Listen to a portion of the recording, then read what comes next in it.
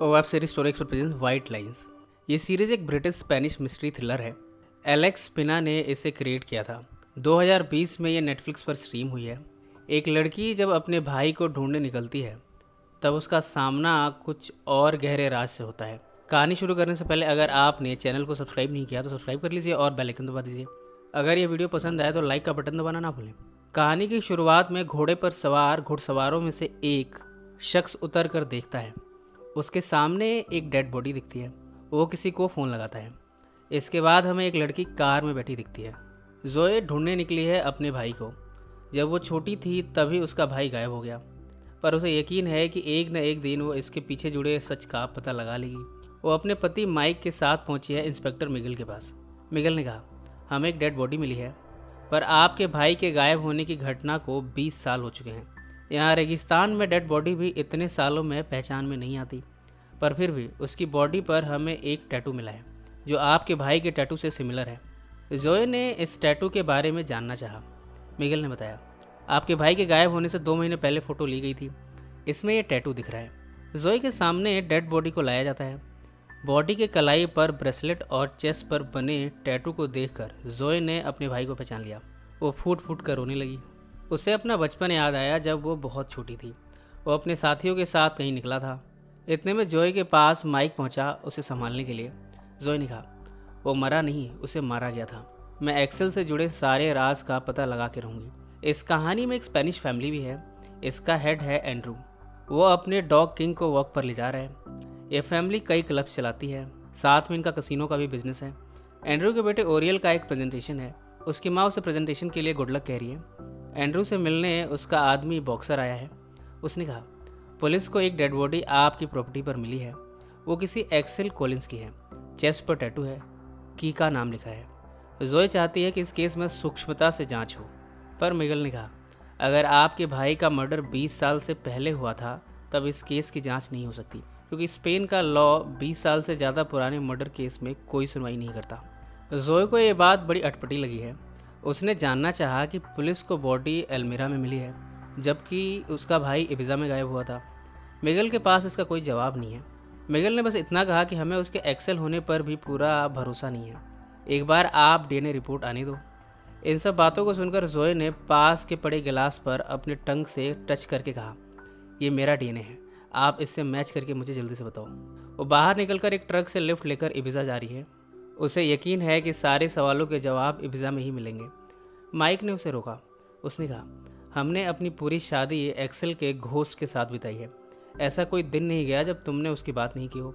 जोए इस समय जिद पर अड़ गई है कि चाहे जो हो वो इबिजा जाके रहेगी। माइक ने उसे जाने की इजाज़त दे दी, इस शर्त पर कि वो अपनी खबर देती रहेगी। कहानी फ्लैशबैक में जाती है जब एक्सेल अपने साथियों के साथ समंदर के तट पर था। यहाँ सब ऊपर से पानी में कूद रहे थे। प्रेजेंट में जोए इबिजा पहुँच चुकी है। इधर हमें कुछ दोस्तों का ग्रुप दिखाया जाता है। ये सभी अपना अपना क्लब चलाते हैं। एंड्रू का बेटा ओरियल क्लब के साथ साथ कसिनो भी चलाता है। वो चाहता है कि इस काम को क्लीन रखा जाए, कुछ अनैतिक चीज़ों को हटाकर बिजनेस किया जाए, ताकि इससे और ज़्यादा ऑडियंस आए, ताकि इसे सबके लिए एंटरटेनिंग बनाया जा सके। जैसे जो म्यूज़िक बजता है क्लब्स में उसे चेंज किया जाए। सभी ने इसका विरोध किया। इनमें मार्कस उठकर जाने लगा। उसे ये आइडिया बिल्कुल भी पसंद नहीं। एंड्रू की वाइफ बिजनेस माइंडेड है। वो अपने नए कसिनो का नाम गॉड के नाम पर रखना चाहती है, पर उसके दोस्त राफेल ने उसे इनकार कर दिया। राफेल चर्च में पादरी है। उसके हिसाब से इन सब बिजनेस में गॉड का नाम इस्तेमाल नहीं होना चाहिए, पर कॉन्चिटा उसे बार बार कन्विंस करने की कोशिश कर रही है। राफेल ने कहा, मैं तुम्हारे बिजनेस के लिए भगवान का नाम खराब नहीं होने दूंगा। इधर जोए इबिजा के क्लब में पहुंचकर एक्सेल के फ्रेंड मार्कस को ढूंढ रही है, पर यहाँ उसे किसी ने एंटरटेन नहीं किया। एंड्रू ने बॉक्सर से पूछा, क्या तुम जानते हो कि एक्सेल को किसने मारा? किसी ने उसे मार कर मेरी प्रॉपर्टी पर दफना दिया, या फिर सच कुछ और है? कहीं मेरा अपना बेटा ओरियल और बीवी कॉन्चिटा तो इसमें शामिल नहीं? एंड्रू चाहता है कि उसका खास आदमी बॉक्सर इस मामले में सच का पता लगाए। इधर ओरियल और कॉन्चिटा अपने बिजनेस पार्टनर्स के साथ मीटिंग अटेंड कर रहे हैं। यहाँ नए कसिनो को ओपन करने की बात चल रही है। सभी एंड्रू को ढूंढ रहे हैं। आफ्टर ऑल वो इस बिजनेस का हेड है। पर एंड्रू को ये बात कि उसकी प्रॉपर्टी पे किसी की लाश मिली है उसे परेशान किए जा रही है। वो सच जानना चाहता है। उसने ओरियल को फ़ोन लगाया। उसने पूछा, क्या तुम जानते हो कि एक्सेल कॉलिंस को किसने मारा? ओरियल बात को काटकर मीटिंग में बुला रहा है।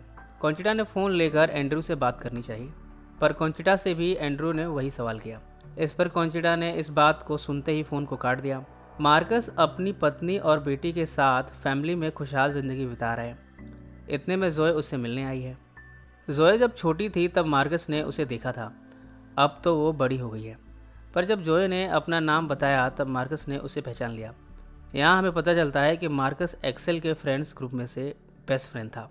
दोनों ने अपने बचपन की यादें साझा की। मार्कस ने याद दिलाया कि किस तरह एक्सेल अपने डीजे के काम को पैशनेटली करता था। सभी इसे एंजॉय करते थे। इनके ग्रुप में डेविड भी था। मार्कस ने कहा कि वो जोए को उससे भी जल्द मिलाएगा। जोए ने कहा, जब वो 20 साल पहले घर से निकला तब मुझे फ़ोन पर तुम सब ने ये बताया कि वो इंडिया गया है, पर वो इंडिया में नहीं था। मार्कस ने इस बात पर हैरानी जताई। उसने कहा कि एक्सेल ने ही उसे बताया था कि वो इंडिया जा रहा है। इतने में बॉक्सर मार्कस से मिलने आया है। वो बार बार मार्कस को धमकाते हुए पूछ रहा है, एक्सेल कॉलिंस को किसने मारा। ये सब जोए छिपी सुन रही है। इस समय मार्कस पूल में गया था, जबकि बॉक्सर ने नेट से उसका मुंह फंसाकर बार बार एक्सेल की मौत का सच जानना चाहा। वो उसे मारने को ही था कि इतने में जोए उसे बचाने पहुंची। मार्कस को हॉस्पिटल पहुंचाकर जोए ने किसी लेडी जोआना से वीडियो कॉल पर सारी बात बताई। हॉस्पिटल में बॉक्सर भी जख्मी मिला है, पर उसे जोए की बहादुरी पसंद आई है। अब ये तीनों साथ में मिलकर सच का पता लगाने निकले हैं। जबकि एक लड़की ने एंड्रयू को फ़ोन लगाया है। ये कीका है, एंड्रयू की बेटी। एंड्रयू ने बताया कि किंग मर गया है। ये सुनकर कीका उदास हुई। इधर जोए ओरियल के क्लब में पहुंची है। यहाँ उसे डीजे के रूप में अपना भाई एक्सेल दिखा। इसी नोट पर कहानी का पहला हिस्सा यहीं समाप्त हो गया। क्या जोए अपने भाई की मौत से जुड़े राज का पता लगा पाएगी? आखिर उसे किसने मारा है? इस कहानी में सभी सच ढूंढ रहे हैं। ऐसे में गुनहगार कौन है? ये सब हमें आगे के हिस्सों में पता चलेगा। अगर आप आगे के पार्ट्स भी देखना चाहते हैं तो कमेंट्स में मेंशन करें। ये कहानी आपको कैसी लग रही है उसे भी बताएं। सो फ्रेंड्स, फिर मिलेंगे ज़िंदगी के किसी नए मोड़ पर।